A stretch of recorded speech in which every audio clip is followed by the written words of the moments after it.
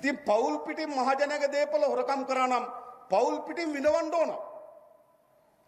තව එක්කෙනෙක් කියනවා අපේ වයසට ගිහපු ඇවිදින්න බැරි ආච්චිත් ගෙනියනවා. මම කියන්නේ ආච්චිට එහෙම උනේ නේද? ආච්චිට එහෙම උනේ වංචනික මුණුබුරන් හින්දා.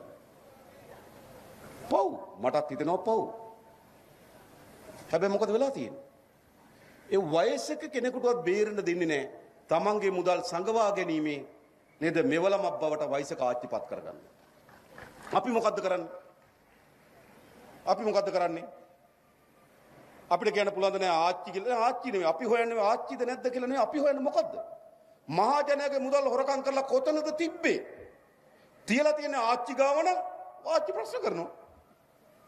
තියලා තියෙන බාප්පා ගාව නම් බාප්පා ප්‍රශ්න කරන බාප්පා තාම ආවේ නැහැ.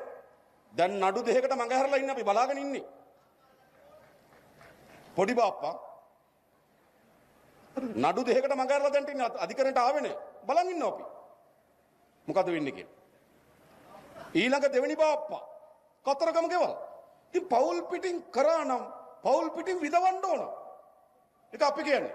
ඉතින් කිසි කෙනෙක් අපිට පෞද්ගලික තරහක් නැහැ. අපිට අවශ්‍ය මේ රටේ යලි යුක්තිය පිළිබඳ විශ්වාසය, සාධාරණත්වය පිළිබඳ විශ්වාසය, නීතිය පිළිබඳ විශ්වාසය තාහුළු කළ යුතුයි. ඒ විතරක් නෙවෙයි. හැම කෙනාටම සහතිකයක් ලබා දෙන්න ඕන. මහජනයාගේ දේපල වලට කුමන අපරාධයක් කොයි කාලයක කරත් කොයි හරි වෙලාවක ඒකට එරෙහිව නීතිය ක්‍රියාත්මක වෙනවා කියන සහතිකය දෙන්න ඕන මේ රටේ පුරවැසියන්ට. නැත්තම් මොකද වෙන්නේ? හොරකම් කරනවා කාලය විසින් යටපත් වෙනවා. ඒක වැරදි. අපි ඉතාමත් ස්ථාවර තැනක ඉන්නවා.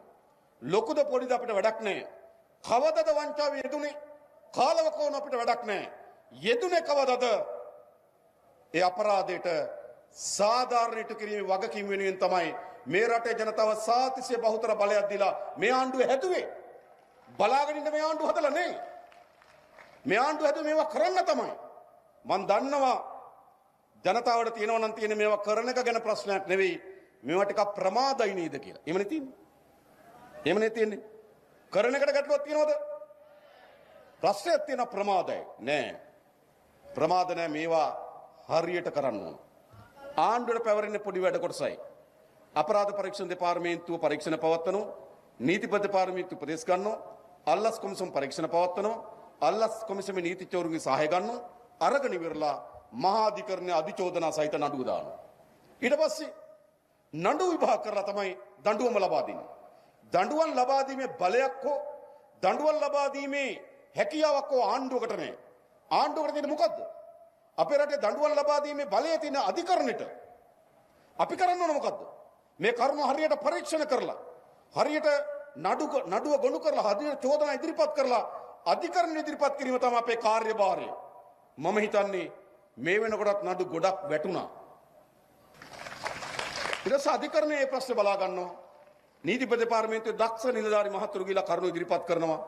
විනිශ්චයකාරතුමා තීරණය කරයි මොකද්ද කරන්න ඕනක. දැන් තීරණය කරන්නේ නේද? ලක්ෂ 26ට අවුරුදු 16. මතකනේ? හරිද?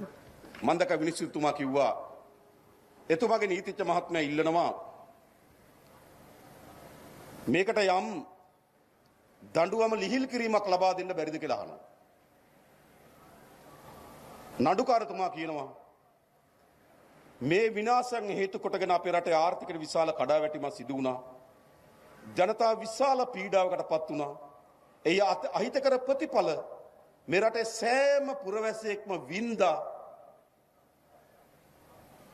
ලිහිල් කිරීම මේවට නෑ.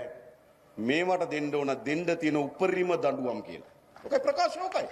අධිකරණයේ ප්‍රකාශය ඕකයි තියෙන්නේ. මෙවැනි දේවල් ලබා දිය යුතු උපරිම දඬුවම ලබා දීම සඳහා පෙනී සිටින බව තමයි විනිසුරුතුමා ඒ නඩු තීන්දුව ප්‍රකාශයට පත් කරලා කිව්වේ. ජනතාව අපේක්ෂා කරන්නේ ඒක. අද මේ රටේ ජනතාව ආයතන කරේ විශ්වාස බිඳ වැටලා තිබුණා නම් නීතිපති දෙපාර්තමේන්තුව කරේ විශ්වාස බිඳ වැටලා තිබුණා නම් මාතර මහේස්ත්‍රාත් අධිකරණයට ගිහිල්ලා නීතිපති දෙපාර්තමේන්තුව නිලධාරි මහත්මයා එයා කොහොමද දඬුවම් ලබා දී එයා කොහොමද සිරගත යුකල යුත්තේ කළ අපරාධය මොකද්ද කියනකොට නීතිපති පාර්ලිමේන්තුවේ නීතිඥ මහතුරු කෙරෙහි ජනතාවගේ විශ්වාසය ශක්තිමත් වෙන්නේ නැද්ද? උනේ නැද්ද? එහෙම නෙවෙන්නේ. අධිකරණ පද්ධතිය පිළිබඳව ජනතාවගේ විශ්වාසය තව තවත් ශක්තිමත් වෙනවා. ඒ තීන්දුව හරහා. ඒ නිසා එහෙම තමයි රටක් ඉස්සරහට යන්නේ. දේශපාලන අධිකාරිය කෙරෙහි විශ්වාසය, පොලිසිය කෙරෙහි විශ්වාසය, නීතිපති පාර්ලිමේන්තුව කෙරෙහි විශ්වාසය, අධිකරණ පද්ධතිය කෙරෙහි විශ්වාසය, රාජ්‍ය සේවය කෙරෙහි විශ්වාසය මේ ඔක්කොම හැදෙන්න ඕන.